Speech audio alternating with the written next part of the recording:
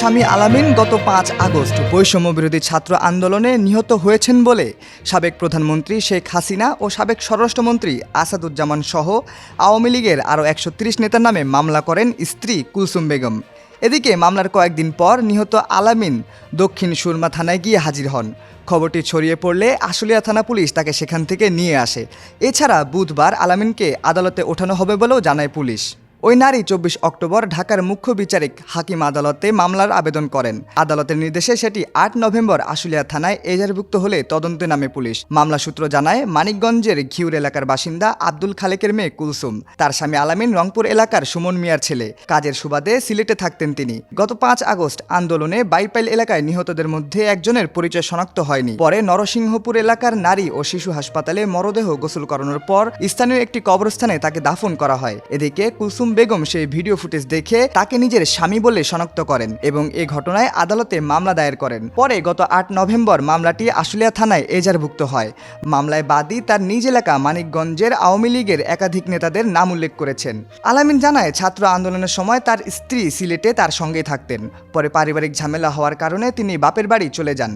আলামিন বলেন, আমি আন্দোলনেই অংশগ্রহণ করিনি, মারা গেলাম কিভাবে। তিনি জানান, দুদিন আগে জানতে পারেন তাকে মৃত দেখিয়ে মিথ্যা মামলা করা হয়েছে। পরে তিনি সোমবার রাতে তার কর্মস্থলের পাশে সিলেটের থানায় গিয়ে বিষয়টি জানান। দক্ষিণ সুরমা থানায় ধারণ করা এক ভিডিওতে আলামিনকে বলতে শোনা যায়, ভাই আমি মরি নাই, কেউ যদি আমার অজান্তে কাগজে কলমে আমারে মাইরা ফেলায় তাহলে আমার কি করার আছে। আমার যে মরা দেখাইয়া মামলা করছে সে আমার বউ, তা আমি জানতাম না। যখন শুনলাম তখন ভয়ে পালাইয়া বেড়াইছি। নিজের স্ত্রী যদি স্বামীরে মাইরা ফেলায়, মিথ্যা মামলা দায়ের করে, তাহলে সে স্বামী সবচেয়ে বড় দুর্ভাগা। তাদের এক কন্যা সন্তান থাকার কথা তুলে ধরে আলামিন বলেন, কয়েক মাস ধরে পারিবারিক কলহ বেড়ে যাওয়ার সময়টা ভালো যাচ্ছিল না। দেশে গণ্ডগোলের পুরোটা সময় আমিও আমার স্ত্রী মৌলভীবাজারের জুড়িতে অবস্থান করছি।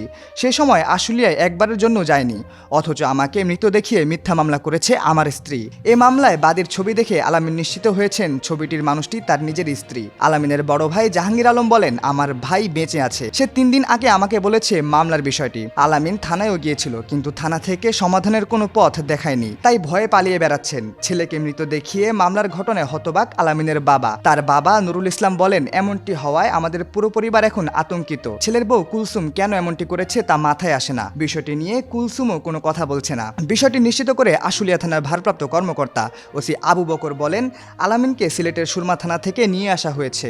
বুধবার তাকে আদালতে নেওয়া হবে। আদালতের নির্দেশনা অনুযায়ী এই বিষয়ে ব্যবস্থা নেওয়া হবে। মামলার বাদীকে হেফাজতে নেওয়ার চেষ্টা করছে পুলিশ। সিলেটের দক্ষিণ সুরমা থানার ভারপ্রাপ্ত কর্মকর্তা ওসি আবুল হোসেন বলেন, জীবিত থাকার বিষয়ে আলামিন থানায় বসে ভিডিওতে সবকিছু বলেছেন। হত্যা মামলাটি আশুলিয়া থানায় তদন্তাধীন হওয়ায় তদন্ত কর্মকর্তা এসআই রাকিব মঙ্গলবার এসে তাকে নিয়ে গেছে। ওসি আরও বলেন, আলামিনের পরিবার সিলেটের দক্ষিণ সুরমা পিরোজপুর এলাকায় গত ৪০ বছর ধরে বসবাস করছেন। কাজের সূত্রে তিনি থাকতেন মৌলভীবাজারের জুড়িতে।